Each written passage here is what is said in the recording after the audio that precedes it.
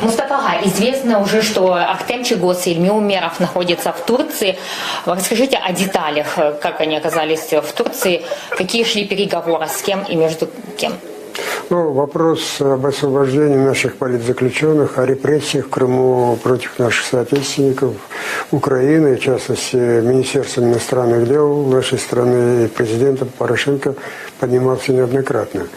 Последний раз, на моей памяти, это мы где-то 21 по-моему, сентября этого года на Генеральной Ассамблее ООН была отдельная встреча Порошенко с Эрдоганом. Этот вопрос тоже обсуждался. Имея в виду, что Эрдоган то по телефону, то так непосредственно встречается с Путиным, была просьба, чтобы он содействовал освобождению наших политзаключенных. И вот 6 октября была встреча в Анкаре Путина с Эрдоганом, и там обсуждался этот вопрос. 9 октября, когда Эрдоган приехал сюда, в Киев, у них была длительная встреча с Порошенко за закрытыми дверями, где-то 3 часа продолжалась. В числе других вопросов обсуждался и этот вопрос. Я думаю, что Эрдоган сообщил о результатах переговоров с Путиным относительно освобождения наших политзаключенных.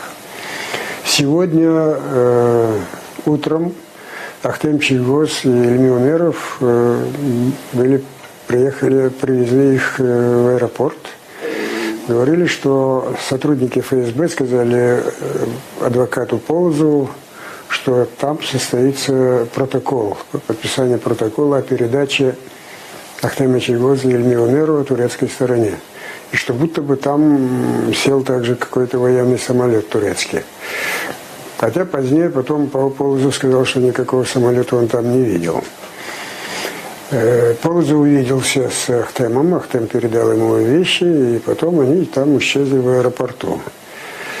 Вскоре поднялся самолет российский с нашими ребятами на борту, и их почему-то отправили в Анапу.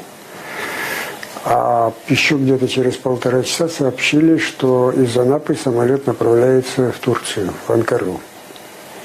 И вот буквально где-то час-полтора тому назад наш представитель крымско-татарской диаспоры в Анкаре, Намык Кемал Баяр, сказал, что действительно наши ребята, их приняли турецкие дипломаты и их вывезли куда-то.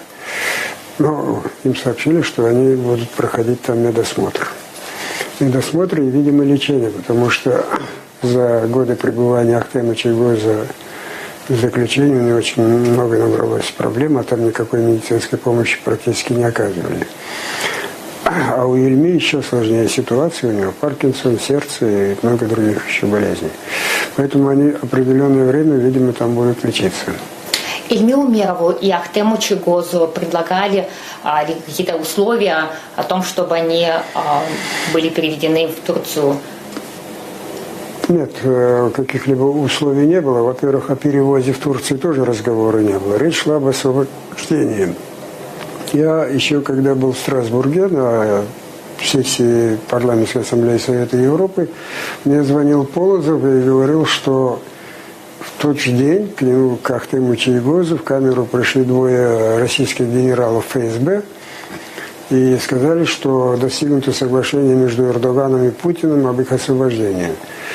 Но для этого, дескать, формальность такая есть. Необходимо написать заявление прошение о помиловании на имя Путина и заявление об отзыве своего апелляционной жалобы в следующую инстанцию. По поводу отзыва заявления в апелляционную инстанцию согласились, но написали в такой форме, что судебная практика показала, что в России вообще-то никакого правосудия нет, поэтому рассчитывать, что будет иное решение в апелляционном суде, у них нет никаких оснований, поэтому просят не рассматривать. А относительно помилования Ахтем Чийгоз сказал, что у него президент Порошенко, а не Путин, поэтому не знаю, почему он должен обращаться к Путину. И вообще он никакого помилования не просит и не ждет. Вот такой был. И на следующий день тоже разговор состоялся и с Ильей Умеровым у него дома. Он тоже отказался просить о помиловании, но написал примерно в том же духе заявление об отзыве своей апелляционной жалобы. Когда Ильи Умерова и Ахтема Чигоза уже увидим в Киеве? Я думаю, это в зависимости от их состояния здоровья, как они там вылечат, просмотрят. Но я говорю, что у них обоих есть проблемы со здоровьем, поэтому определенное время они, наверное, будут лечиться. Хотя, может быть, они настоят на том, чтобы их перевезли сюда, чтобы здесь лечить. Они будут находиться здесь, в Украине, в Киеве? Точно я не могу сказать, потому что, скорее всего, в отношении Ахтема Чигоза, видимо, будет у них отдельное решение о запрете въезда на территорию Крыма и Российской Федерации. А что касается Ильи Умерова, я это тоже не знаю. Я не думаю, что у них будет отдельное такое решение о запрете, хотя не исключается это тоже. Но если не будет запрета на въезд в Крым, я думаю, и Ахтем Чигоз, и Ильи Умеров будут стремиться снова в Крым. Потому что, когда перед арестом Ахтема Чигоза сотрудники ФСБ ему говорили: уезжай в Украину, или мы тебя арестуем. Ахтем Чигоз предпочел арест, чем уезжать в свою родину. Что сагнус?